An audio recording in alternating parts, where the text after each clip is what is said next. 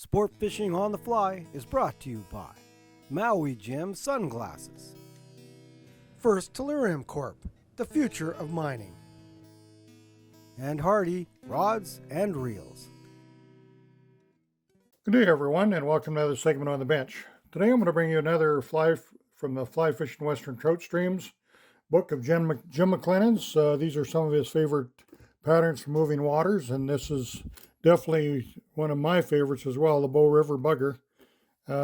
This fly you may have seen through some of the catalogs of Pacific Fly Group. I sent them a lot of flies years ago, and they put my name on it. I was not the originator of this fly. I definitely did not.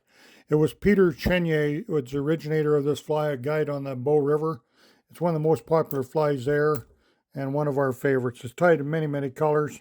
The one I'm doing here is one of my favorite colors, but I just want to give credit where credit's due there. I didn't mean to have anybody believe that I was the one that come up with this good pattern.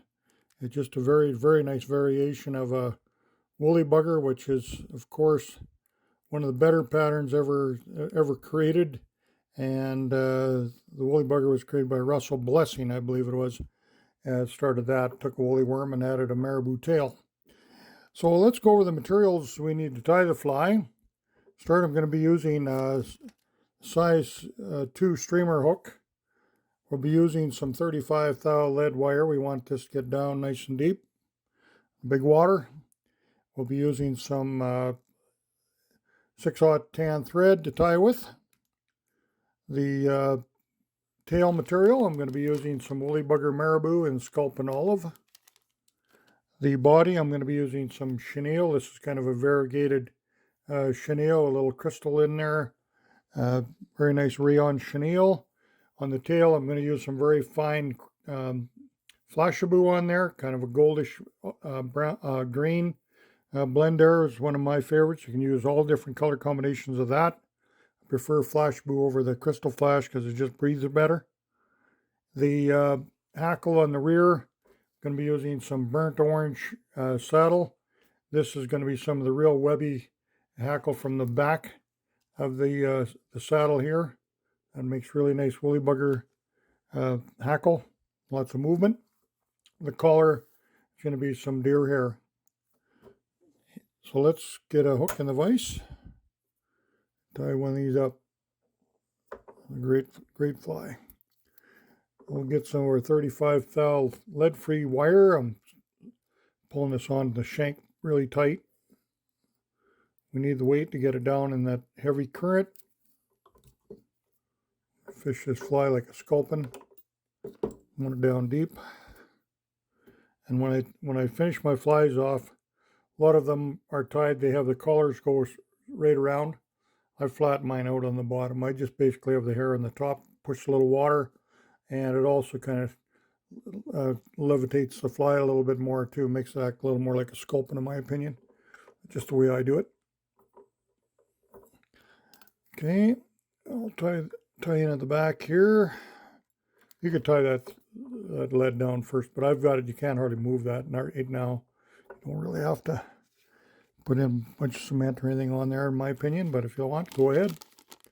Come in here now. This woolly bugger marabou is a selected plumes, and this is really nice. It's different than the blood quill, where this is very thick, full plumes. Really breathes well.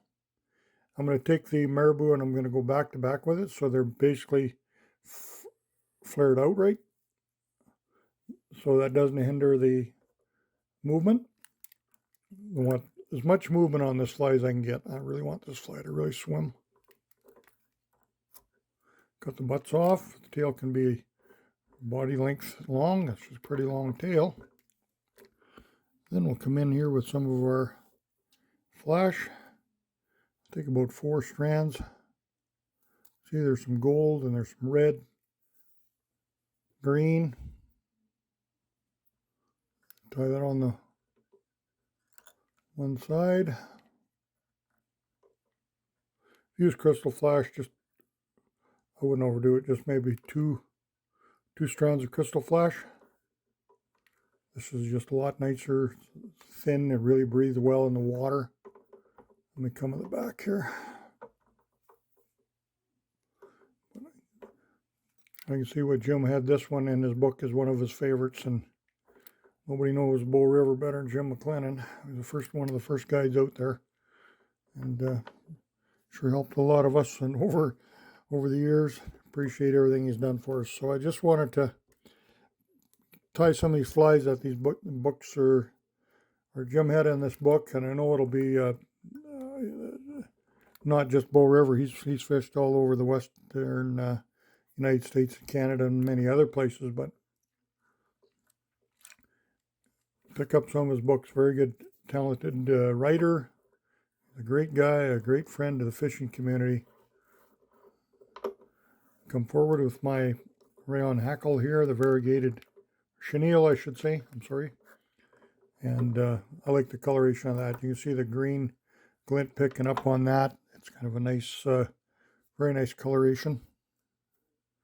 Then we'll bring in this real webby Hackle, and it gets small pretty quick. Really got quite a taper on when you go to the back of the saddle patch. Jim's got a new book out too, Trout Tracks, so if you haven't got that one in your library, make sure you look that one up, McLennan Fly Fishing, and order that one up. Trout Tracks, a real combination of a lot of his good articles that he's had in the papers and magazines and so forth over the years. They're really good to read. And he's got several other books you can order from him too. But one of the better fly fishing authors out there. We're glad to have him in our backyard up here in Western Canada, I tell you. So that makes quite a webby, very nice breathable Hackle. That really moves in the water. That to me just makes this fly hum. It's one of my best flies in the bowl right there. Got a lot of big fish with this puppy right here. This is really nice. Okay, now we just come in with some deer hair off the patch. Get a good a generous chunk of that. I'll take a bone comb and just comb all the underfur out. Make sure that's all nice and clean so it'll stack. And I don't want to crowd the eye. I want to make sure at least a good ½ inch. Those tips lined up.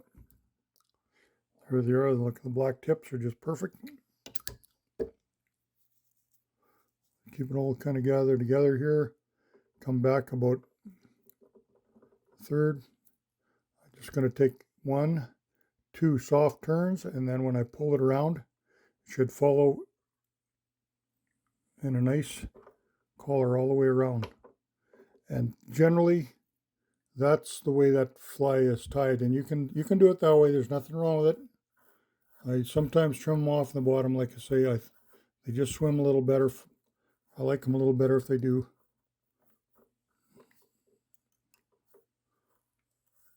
They look they're clean if you want to put them in a fly bin and sell them. I would do it the way I'm showing you right now.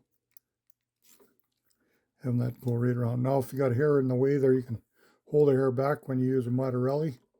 You can use a ½ hitch and just put it on your little bodkin. There's usually a hole at the end there. You can just slip a few ½ hitches in there, and that'll tie it off. Drop some head cement in there, of course.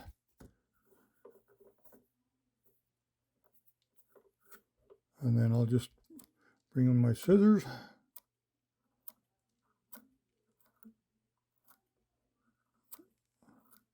This one here's got a pretty small head on. I should have made it just a little bigger. But it'll push some water, and these fish feel it, I think, too. Not just see it. Taking the better fish in the Bow River system, this is probably one of the fish that put more trophies in the net than any of them over the years. There's lots of good ones out there still, but different variations of this fly actually too. So this one's got very little bit of a clipped deer hair collar on it, but I'm just making it nice and neat and short for you. And you can go a little longer in the collar, the little more clip, a little more on the front. So either way, worked just fine for you. So I'd like to thank Peter Schlenker from Calgary, one of the better guides up here over the 80s, and he was the originator of this fly, and quite a very nice variation of the woolly bugger. So thanks again for watching. We'll catch you again real soon.